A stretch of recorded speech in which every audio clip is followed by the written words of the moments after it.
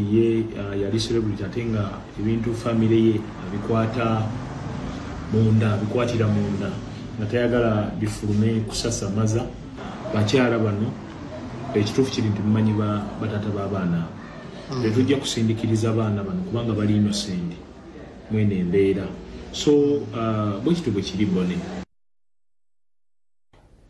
ekyo kiwedde kati be twagambye happy belated birthday Moses Matovu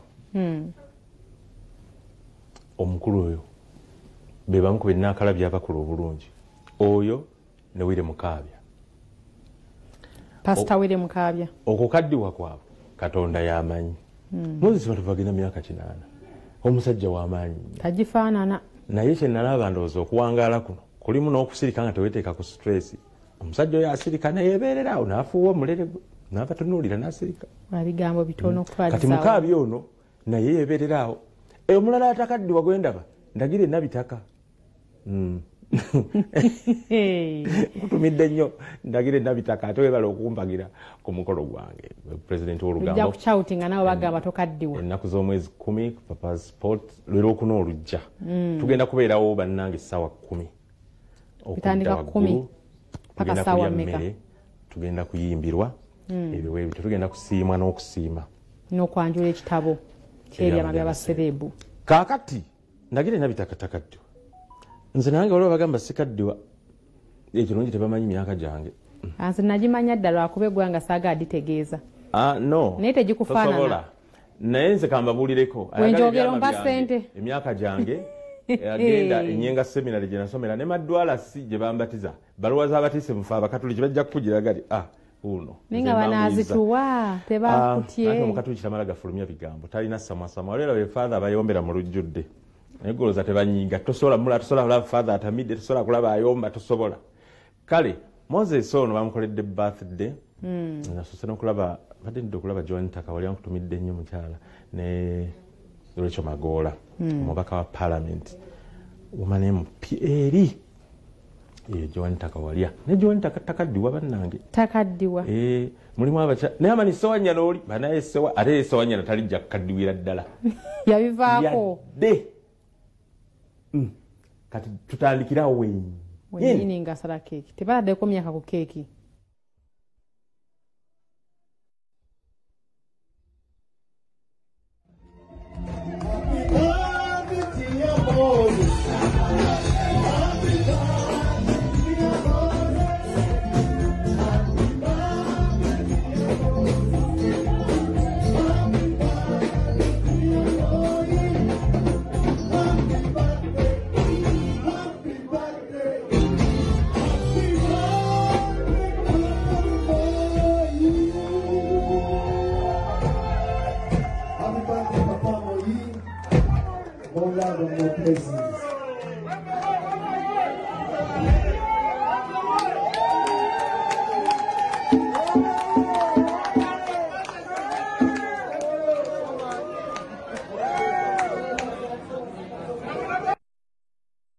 enviiri zokka ziraga emyaka gye singa tagyeko nkoofiira twandikiza tane emyaka agenda mu 8 ate era ndaba kambireke balina kwogera ku by'enviiri nange kambireke nange natandise okujja obulevu obw'envi mbuteeke muddaayi ntisobola ndeka nze muteeke muddaayi sirike nze nalwanga taata akalevu nga katobese nange ninga ntobe kati ntandise ate nga oli okugamba wabula kayiza okunsukaho nga kafuuse ka white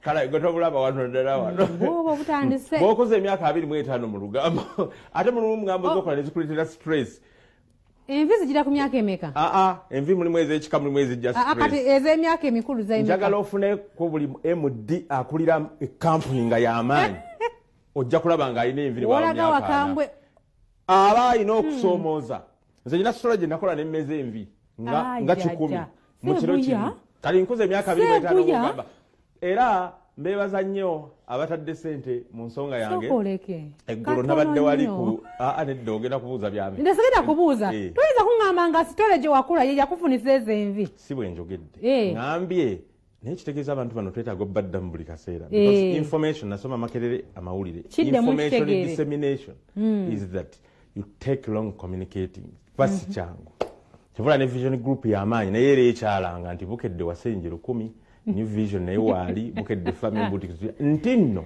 ngambe ne story gye nakola ndisigenda kwogera nendeetera stress nenfuna envi nga 10 mu mutwe gwange nezimu z'obulevu buno z'olaba tugenda gye twabadde kati munnange nagenze wayi Kyambogo company ya Success Motors abamu twataddemu ssente first of all kye baakoze naga nti ne bampa convoy egenda okutambuza ku lunaku olwo eyo nga bw'olaba Isaac manager ate Yasin Katwere nkutumidde nnyo CEO naye nga bw'olaba kati oba nno oba agamotoka ganene ganayita wakolwo tewalina kubajjamu ndowooza ganene emotoka ogenda kugiramu wekka ate kakati gwe olwalaba emmotoka ebeeramu omuntu yekka ate bagambye enfunako emperekeze kati abakulu abo beeyamye bingi ate baatuukiriza dda kale katutandikire awo batange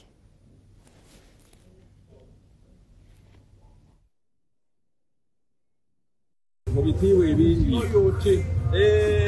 sikirabanga teri kwekwasa wajja okusalawo ogenda kutuula mweno ogenda kutambulira mweno oya pulezidenti Museveni kyekiri wano kyoli obeeri wano obeeno sebo zino emmotoka wezigenda okutambuza ennaku z'omwezi 10 naate oliko nedidikasewo ya poliisi ng'ekuba obugombe zino zonna baziyoyoterazi zino zonna sebo zo oba ntuule bwenu oba onootula mweno oba mwenna munootula mwemu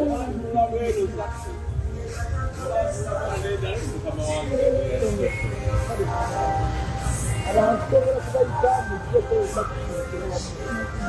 ogera okubagira amanisebya ina bulizinga enaku z'omwezi 10 basuubiza convoy luvookwa amina simayina bwe kubeebazanze amina okoledde nnyo eggwanga lino ate okusinga motoka baziyoyoterani yesebo nebaitawo success byonna biggwa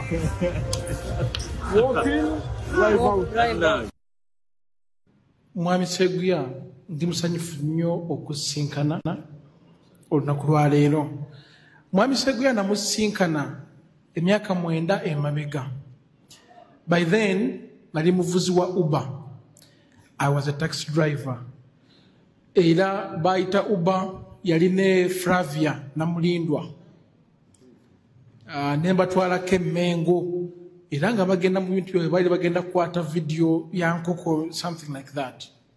So olaba nti obulamu buzze butambula ate nga bukyuka. We namulabira emyaka 9 emabega yakola ku Bukedde ne kati waakolera. Omuntu okuwangala mu kifo okumala ebbanga eryo lyonna kisokerera kitegeeza nti omuntu yabeera hard working. Kizibu omuntu okwagala munnamawulire okujjako nga ye aliwo okukola public relations stories sanyusa muntu naye kogamba nti ndi munnamawulire abakwagala bagenda kuba batono kuba ggwe maaso n'amatu g'abantu. Kyovola neebazanya abantu benkozeeko story nga ntuufu nga ziruma naye ate ne basigala nga mikwano gyange gye bali ng'ameeri ono mwe mulaba nti mukwano gwe naye nayina byenkoze bimunyiza. Mwannyinaze kakola ki? Kabenze wazikola ng'oziraba nti oba si ntuufu oba ntuufu naye ne tusigala nga tukwatagana. Kati ate singa nzikiriza n'enjogerayo emu yokka oyinza okwewuunya naye olw'okuba ntuufu naye asigala n'aga nti oba ndowooza kambireke era n'akireka. Kyenva nkubiriza abamawulire bannange mukole ekintu nga kikituufu, ekitali kituufu temukyogera kuba amazima gali bafuula ab'eddembe. Nze Shiba nga bwe mbagambye ebintu bye namwogerako nabyetonda. Bebyamaama saagala kuddamu ebyo and still even now I'm sorry. Kuba natunula nga ninga ayogera bwe nayogera ku muntu oyo ate nalaba nga ayogera ku maama wange. Era Shiba yaŋŋamba nti naye ggwe oyo bwe biba bituufu omala googera. So nze salaba ku maama wange, salaba ku kifaananyi kye, saamulabako yennyini. Kyokka baŋŋamba nti mukyala muwanvu mweru nga ggwe nga bw'ondaba. Kati natunula maama Shiba nga mufaanana ate mukyala mukulu atuuse okunzaala. Kati nagenda okulaba nga ayinza n'okuba yali muganda wa maama wange. That's why I apologized. Just ekinnuma nti Shiba yali mukwano gwange ne kati tukyali ba mukwano. Kyokka ate nze ndaba ne bwe namwetonderera byakola ki? Byalangamba ku bya maama. Saagala mutabule ensonga. So, naye nze ndaba nga batalina beef. Naye n'abantu babiteekawo. I would wish for a day berulijja nga tuzzeemu okuba ab'omukwano ne Shiba. Nga oli ambuuziza ku stories zange ziri controversial. Nga bwe twaddamu okubeera ab'omukwano ne Chameleone. Oyo nno Chameleone ya saagala era nabyo biddamu. Naye ebyo byaggwa nanneetondera ne tufuuka ate ba mukwano nga bwe twasooka. So, nze ndowooza nkoze stories controversials nyingi naye ndowooza kankome ku ebyo. Ekivulu kye ntegese ky'abantu bange. Abantu bagenda kujjira oba obamanyi. Ate bagenda kujja nga sibamanyi. Kati nze kulabaganako n'abantu bange ne tulya emmere. Ate ekyokubiri nja kuzina amazina. Bagenda kunsiima nange ngenda kubasiima. Okitegedde? Nina abantu bange abasanyusa abagenda osanyusa abantu abo. Si kyekyo weewaawo. Nina n'abagenyi ab'enjawulo be mugenda okulaba mugambe nti noona awagira Sseeguya, noona amanyi Sseeguya. So byebyo mu bufunze. Ekitabo olugambo ngenda dukola lutereevu. Awo sigenda dukola kubazze. Wabula ngenda kulutokomosa nga ninganga oba alimu olufungo n'okutongoza ekitabo ebyama by'abasereebo.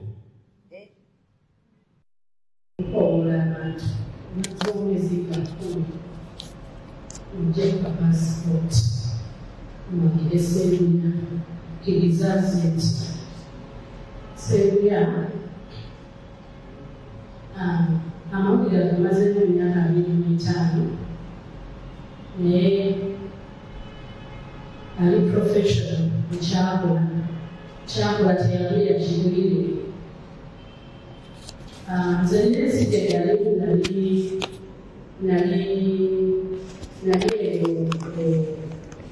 Netherlands. Akati walogulire ebyakatonda. Akati omukyala n'agamba nze ndira Sseeguya bw'abadde sikakasa. Walidde twalaba ku social media. Oli n'agamba nze ngenda ku puroguramu y'olugambo. Kale kye nalabamu nti abantu bamukkiririzaamu nnyo. Kubanga ndowooza ndera omutwali professional bw'abeera kuba olugambo lwe alukola naye alukola professional. So, kwekyo nsaba nnyo abantu kujjira nange tuleme nga tukuwaana bamanyi byakola naye ate babasazeewo nti emyaka 25 agenda kubeera ku passport tujje kugamba tumukwano tumugulage Sseeguya